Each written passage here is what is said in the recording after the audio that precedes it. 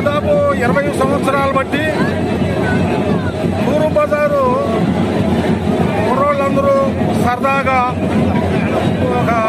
స్వామివారి విగ్రహాన్ని వినాయకుడిని పెట్టుకొని సకాలంగా ఊరేగింపు చేసుకొని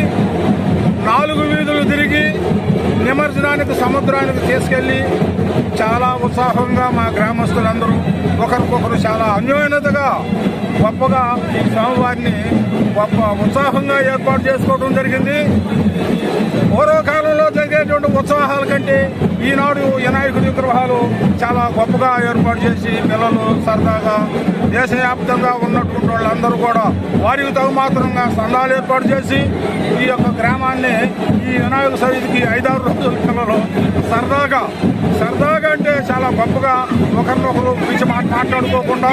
తగినంత సంతోషంగా చేయడానికి